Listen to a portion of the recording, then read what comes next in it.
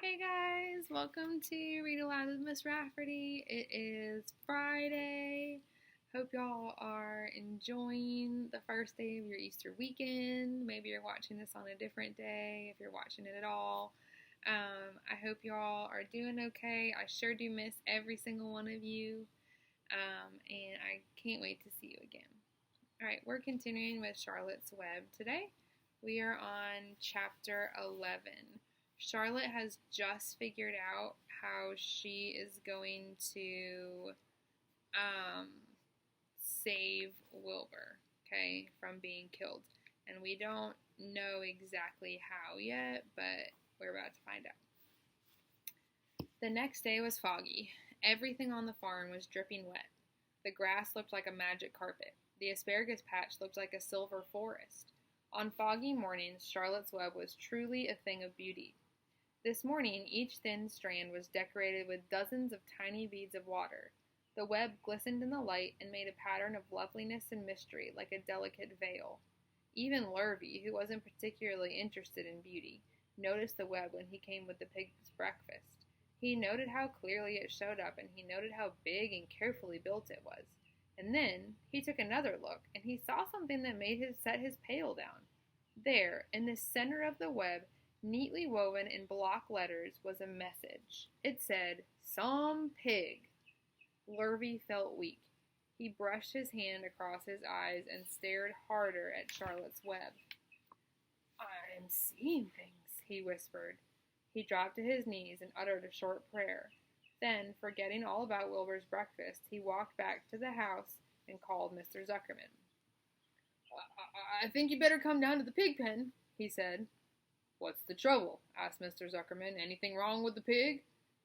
"Not exactly," said Lurvy. "Come and see for yourself." Here's a picture of I don't know if you can see it, of the web. It says, "Some pig."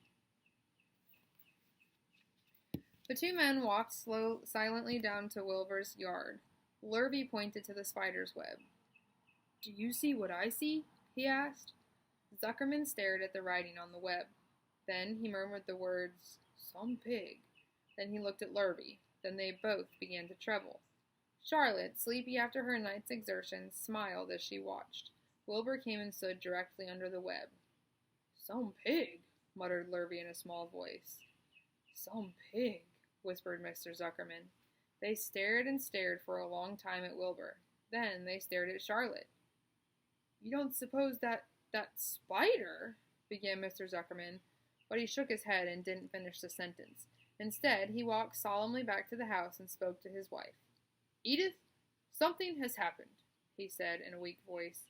He went into the living room and sat down, and Mrs. Zuckerman followed.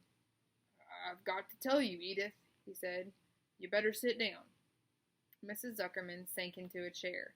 She looked pale and frightened. "Edith," he said, trying to keep his voice steady, "I think you had best be told that we have a very unusual pig." A look of complete bewilderment came over Mrs. Zuckerman's face. "Homer Zuckerman, what in the world are you talking about?" she said. "This is a very serious thing, Edith," he replied. "Our pig is completely out of the ordinary." "What's unusual about the pig?" asked Mrs. Zuckerman, who was beginning to recover from her scare. "Well, I don't really know yet," said Mr. Zuckerman, "but we have received a sign, Edith, a mysterious sign. A miracle has happened on this farm. There is a large spider's web in the doorway of the barn cellar, right over the pig pen, and when Lurvy went to feed the pig this morning, he noticed the web because it was foggy, and you know how a spider's web looks very distinct in a fog. And right spang in the middle of the web there were the words, 'Some pig.' The words were woven right into the web. They were actually part of the web, Edith. I know, because I have been down there and seen them. It says 'Some pig,' just as clear as can be. There can be no mistake about it. A miracle has happened and a sign has occurred here on earth, right on our farm, and we have no ordinary pig." "Well," said Mrs. Zuckerman, "it seems to me you're a little off. It seems to me we have no ordinary spider." "Oh, no," said Mr. Zuckerman. "It's the pig that's unusual. It says so right there in the middle of the web." "Maybe so," said Mrs. Zuckerman. "Just the same, I intend to have a look at that spider." "It's just a common gray spider," said Zuckerman. They got up, and together they walked down to Wilbur's yard. "You see, Edith, It's just a common gray spider." Wilbur was pleased to receive so much attention. Lurvy was still standing there, and Mr. and Mrs. Zuckerman, all three, stood for about an hour, reading the words on the web over and over and watching Wilbur. Charlotte was delighted with the way her trick was working. She sat without moving a muscle and listened to the conversation of the people. When a small fly blundered into the web just beyond the word pig, Charlotte dropped down quickly, rolled the fly up, and carried it out of the way. After a while, the fog lifted. The web dried off, and the words didn't show up so plainly. The Zuckermans and Lurvy walked back to the house. Just before they left the pig pen, Mr. Zuckerman took one last look at Wilbur. "You know," he said in an important voice, "I've thought all along that pig of ours was an extra good one. He's a solid pig. That pig is as solid as they come. You notice how solid he is around the shoulders, Lurvy?" Sure I do," said Lurvy. "I've always noticed that pig. He's quite a pig." "He's long and he's smooth," said Zuckerman. That's right," agreed Lurvy. "He's as smooth as they come. He's some pig." When Mr. Zuckerman got back to the house, he took off his work clothes and put on his best suit. Then he got into his car and drove to the minister's house. He stayed for an hour and explained to the minister that a miracle had happened on the farm. "So far," said Zuckerman, "only 4 people on earth know about this miracle. Myself, my wife Edith, my hired man Lurvy, and you." "Don't tell anybody else," said the minister. "We don't know what it means yet, but perhaps if I give thought to it, I can explain it on my sermon next Sunday. There can be no doubt that you have a most unusual pig. I intend to speak about it in my sermon and point out the fact that this community has been visited with a wondrous animal. By the way, does the pig have a name?" "Why, yes," said Mr. Zuckerman. "My little niece calls him Wilbur. She's a rather queer child, full of notions. She raised the pig on a bottle, and I bought him from her when he was a month old." He shook hands with the minister and left. Secrets are hard to keep. Long before Sunday came, the news spread all over the county. Everybody knew that a sign had appeared in a spider's web on the Zuckerman place. Everybody knew that the Zuckermans had a wondrous pig. People came from miles around to look at Wilbur and to read the words on Charlotte's web. The Zuckerman's driveway was full of cars and trucks from morning till night. Fords and Chevys and Buick Roadmasters and GMC pickups and Plymouths and Studebagers and Packards and DeSotos with gyrometric transmissions and Oldsmobiles with rocket engines and Jeep station wagons and Pontiacs. The news of the wonderful pig spread clear up into the hills, and farmers came rattling down in buggies and buckboards to stand hour after hour at Wilbur's pen admiring the miraculous animal. All said they had never seen such a pig before in their lives. When Fern told her mother that Avery had tried to hit the Zuckerman spider with a stick, Mrs. Arable was so shocked that she sent Avery to bed without any supper as punishment. In the days that followed, Mr. Zuckerman was so busy entertaining visitors that he neglected his farm work.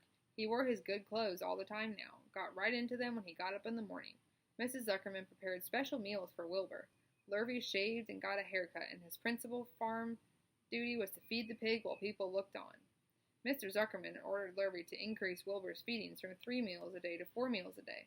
The Zuckermans were so busy with visitors they forgot about other things on the farm. The blackberries got ripe, and Mrs. Zuckerman failed to put up any blackberry jam. The corn needed hoeing, and Lurvy didn't find time to hoe it. On Sunday, the church was full. The minister explained the miracle. He said that the words on the spider's web proved that human beings must always be on the watch for the coming of wonders. All in all, the Zuckerman's pigpen was the center of attraction. Fern was happy, for she felt that Charlotte's trick was working and that Wilbur's life would be saved. But she found the barn was not nearly as pleasant. Too many people. She liked it better when she could be all alone with her friends, the animals. Chapter 12. A Meeting. One evening, a few days after the writing had appeared in Charlotte's web, the spider called a meeting of all the animals in the barn cellar. "I shall begin by calling the roll. Wilbur?" "Here," said the pig. "Gander?" "Here, here, here," said the gander. "You sound like 3 ganders," muttered Charlotte. "Why don't you just say here? Why do you have to repeat everything?" "It's my idiosyncrasy," replied the gander. "Goose?" said Charlotte. "Here, here, here," said the goose. Charlotte glared at her. "Goslings 1 through 7? Beep, beep, beep, beep, beep, beep, beep, beep, beep, beep, beep, beep, beep, said the goslings. "This is getting to be quite a meeting," said Charlotte. "Anybody would think we had 3 ganders, 3 geese, and 21 goslings." Sheep? "Hee-haw," answered the sheep all together. Lambs? "Hee-haw," answered the lambs all together. Templeton? No answer. Templeton? No answer. Well, we are all here except the rat, said Charlotte. I guess we can proceed without him. Now, all of you must have noticed what's been going on around here the last few days. The message I wrote in my web praising Wilbur has been received. The Zuckermans have fallen for it, and so has everybody else. Zuckerman thinks Wilbur is an unusual pig, and therefore he won't want to kill him and eat him. I dare say my trick will work, and Wilbur's life can be saved. Hooray! Cried everybody. Thank you very much, said Charlotte. Now, I called this meeting in order to get suggestions. I need new ideas for the web. People are already getting sick of reading the word some pig. If anybody can think of another message or remark, I'll be glad to weave it into the web. Any suggestions for a new slogan? How about Pig Supreme? Asked one of the lambs. No good, said Charlotte. It sounds like a rich dessert. How about Terrific, Terrific, Terrific? Asked the goose. Cut down to one terrific, and it will do very nicely, said Charlotte. I'm thinking terrific might impress Zuckerman. But Charlotte, said Wilbur, I'm not terrific. That doesn't make a particle of difference, replied Charlotte. Not a particle. People believe almost anything they see in print. Does anybody here know how to spell terrific? Here they are, all having a meeting.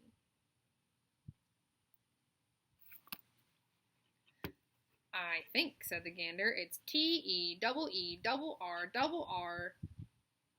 double I, double F, double I, double C, C, C, C, C. What kind of acrobat do you think I am? Said Charlotte in disgust. I would have to have St. Vitus's dance to weave a word like that into my web. Sorry, sorry, sorry, said the gander. Then the old sheep spoke up. I agree that there should be something new written in the web if Wilbur's life is to be saved. And if Charlotte needs help in finding words, I think she can get it from our friend Templeton. The rat visits the dump regularly and has access to old magazines. He can tear out bits of advertisements and bring them up here to the barn cellar so that Charlotte can have something to copy. Good idea, said Charlotte, but I'm not sure Templeton will be willing to help. You know how he is, always looking out for himself, never thinking of the other fellow. I bet I can get him to help, said the old sheep. I'll appeal to his baser instincts, of which he has plenty. Here he comes now. Everybody keep quiet while I put the matter up to him. The rat entered the barn the way he always did, creeping along close to the wall. What's up? He asked, seeing the animals assemble. We're holding a directors' meeting, replied the old sheep. Well, break it up, said Templeton. Meetings bore me. And the rat began to climb a rope that hung against the wall. Look, said the old sheep. Next time you go to the dump, Templeton, bring back a clipping from a magazine.